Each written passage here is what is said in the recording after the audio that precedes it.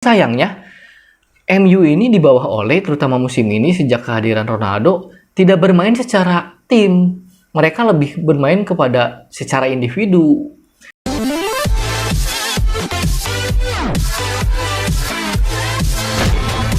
Halo semuanya, balik lagi bersama saya di Kacamata Bola. Kali ini saya bakal bahas dua berita yang tentu saja sedang up to date. Tentang resminya Xavi Hernandez menukangi Barcelona, dan tentu saja hasil terbaru dari pertandingan big match, yaitu derby Manchester antara Manchester City melawan Manchester United, yang kita sudah tahu lah hasilnya ya. Nah, Xavi telah resmi menjadi pelatih Barcelona. Dia kembali ke rumahnya, dia kembali ke Camp Nou, dia kembali ke publik Katalan, tapi dia sekarang pulang sebagai pelatih tentunya. Bermodalkan hasil baik ketika melatih Al-Sadd, dia selama di Al-Sadd memainkan 97 pertandingan dengan rincian 64 kemenangan, 16 kali seri dan 17 kali kalah di semua ajang. Dan dia juga total menyumbangkan banyak trofi ya. Saya lupa pastinya berapa, tapi dia cukup memberikan banyak trofi lah di Al-Sadd. Jadi sejak 2019 menukangi Al-Sadd, Xavi merubah filosofi sepak bola atau filosofi permainan Al-Sadd menjadi lebih menyerang, lebih mengandalkan ball possession dan tiki taka. Nah, setelah Xavi resmi melatih Barcelona, tentu saja dia membawa PR yang begitu banyak. Sepeninggal Ronald Koeman, seperti kita tahu, Barcelona seperti kehilangan identitas, Barcelona kehilangan filosofi bermain, Barcelona kehilangan jati diri, bahkan sekarang mereka hanya bertengger di peringkat 9 La Liga, dan permainannya pun sangat jauh dari kata memuaskan.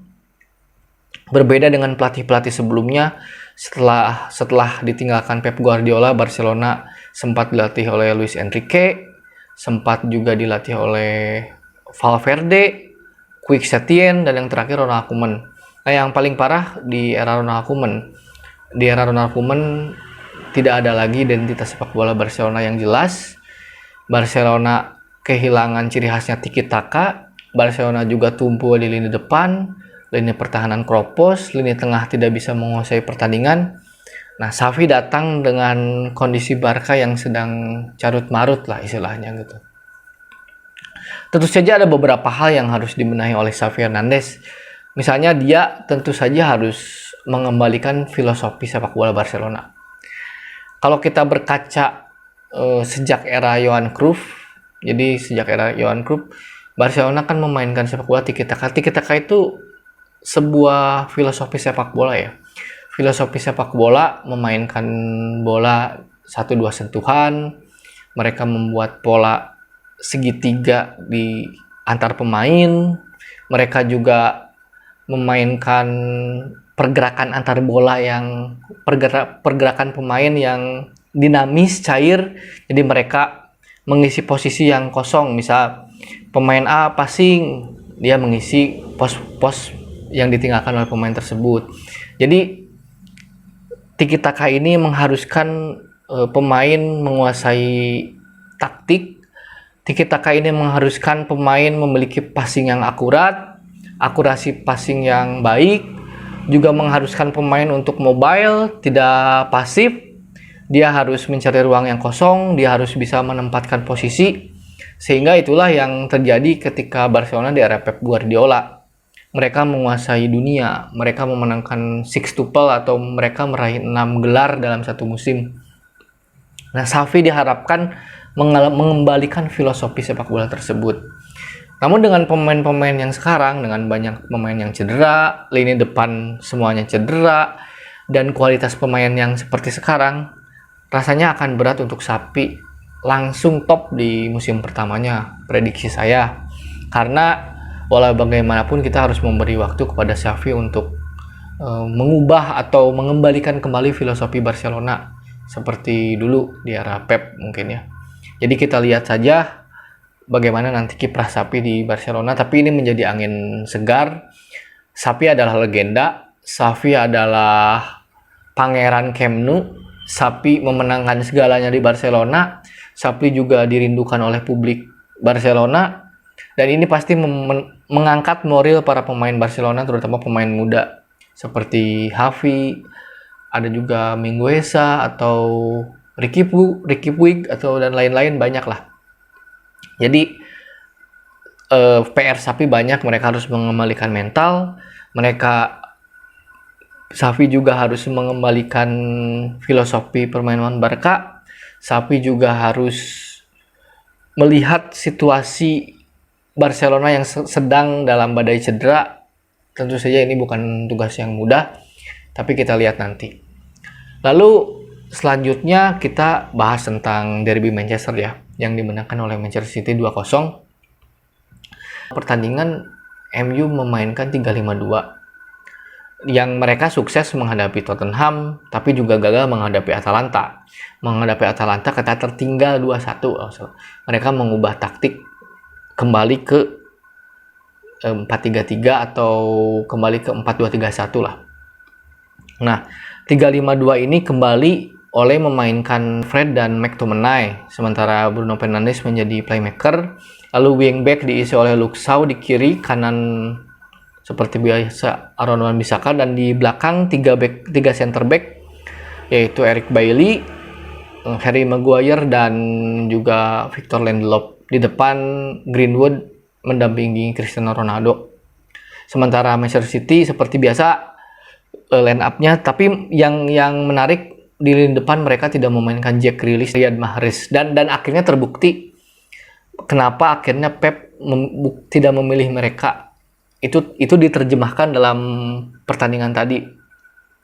Nah, problemnya di MU apa sih sebenarnya, kan selain faktor pertahanan, lini pertahanan yang buruk, sebenarnya apa problemnya? Kalau kita lihat tadi, pemain-pemain MU terlalu pasif, mereka panik ketika mendapat bola, mereka pusing ketika mendapat bola harus dioper kemana, mereka juga seperti kebingungan, mereka tidak percaya diri, terlalu panik, cepat panik. Dan untung mereka tertolong oleh penampilan luar biasa David De Gea ya. David De Gea menyelamatkan tendangan Cancelo, menepis tendangan Kevin De Bruyne, menepis tendangan Phil Foden, dan hampir terjadi gol bunuh diri kedua dari Victor Lindelof. Untung De Gea memiliki refleks yang bagus. Mereka kurang mengepres pemain depan City ya. Jadi harusnya ketika menghadapi tim sekelas Manchester City yang mengandalkan ball possession dan juga mengandalkan pergerakan tanpa bola, jadi pemain-pemain City sangat mengandalkan pergerakan tanpa bola dan positioningnya juga bagus. Itu yang menyulitkan lawan ketika menghadapi Manchester City. Nah, MU sayangnya kurang ngepres. Dia cuma ngepres 2-3 pemain. Harusnya dia ngepres sejak di lini pertahanan City. Kalau ada istilah total football, menyerang adalah pertahanan terbaik, artinya lini pertahanan itu pertamanya dari penyerang dan lini penyerangan itu dari kiper, itu tidak bisa diartikan secara literally. Jadi maksudnya orang yang pertama kali membantu lini pertahanan adalah penyerang. Jadi penyerang ini adalah orang pertama yang ngepres atau orang pertama yang memberikan tekanan kepada pemain lawan. Sementara kiper adalah orang pertama yang membangun serangan. Jadi bisa aja kan dalam situasi tertentu kiper kasih umpan langsung ke pemain depan. Itu sering terjadi kan, seperti kemarin misalkan Manuel Neuer dia langsung kasih assist ke Lewandowski. Itu maksudnya definisi menyerang adalah pertahanan terbaik. Nah, tapi sayangnya MU ini di bawah Ole, terutama musim ini sejak kehadiran Ronaldo, tidak bermain secara tim. Mereka lebih bermain kepada secara individu. Sistemnya nggak jalan, terus juga antar lini itu kurang rapi, pergerakan tanpa bolanya kurang. Jadi mereka itu hanya mengandalkan skill individu, mereka hanya mengandalkan shooting yang kurang terarah. Jadi kurang secara sistem ini oleh kurang bisa meramu MU ini ya. Mereka terlalu pasif gitu. Mereka kurang press, mereka terlalu individualis, dan yang paling parah, ini ada apa dengan lini pertahanan MU? Mereka sudah membeli Rafael Varane, tapi mereka tetap dia tidak bisa menolong lini pertahanan MU untuk clean sheet atau susah dibobol lah. Lihat betapa fatalnya gol kedua City ketika Joao Cancelo mengirimkan umpan dan berhasil disontek oleh Bernardo Silva. Maguire dan Luke Shaw itu berdiri sejajar diagonal ya, berdiri sejajar diagonal. Tapi Luke Shaw ketika bola itu diumpan, dia tidak menghalau bola atau tidak menghalau bola lah. Dia malah membiarkan bola itu jatuh ke Bernardo Silva. Mungkin dia mengira bola itu akan out. Tapi jangan lupa, City ini mempunyai pergerakan tanpa bola, pemain-pemain itu sangat bagus. Positioningnya bagus. Mereka tuh pemain-pemain Manchester City, sebelum mereka melakukan passing, mereka sudah tahu nanti harus bergerak ke A, B, atau C. Jadi pemain-pemain Manchester City sudah terlatih dengan filosofi sepak bola Pep Guardiola. Jadi passing, gerak, gak fasif. Sementara pemain MU, mereka bingung. Mereka diserang panik. Mereka dapat bola bingung mau ngoper ke siapa, ujung-ujungnya ke Ronaldo, long ball ke Ronaldo. Dan sementara Ronaldo sekarang bukan Ronaldo dulu. Dia speednya udah berkurang, skillnya sudah menurun. Dia praktis sebagai target man gitu. Praktis dalam sepanjang pertandingan ini Ronaldo hanya mampu mencatatkan 1 shot on target itu, dan itu menjadi satu-satunya shot on target MU di pertandingan ini. Jadi mereka dalam 90 menit total 5 shot dan 1 shot on target. Sementara Manchester City mencapai 16 shot dan 7 shot on target. Ini merupakan statistik yang buruk kalau teman-teman nonton pertandingannya. MU benar-benar diobok-obok, terutama babak pertama benar-benar diobok-obok. MU benar-benar diajari pemain-pemain MU benar-benar diajari caranya bermain bola oleh pemain-pemain City. Dan untungnya David De Gea bermain luar biasa. David De Gea menyelamatkan banyak peluang Manchester City. Betapa Manchester City ini bermain dengan kolektivitas, dan akhirnya terjawab kenapa Pep tidak memainkan Grealish dan Mahrez.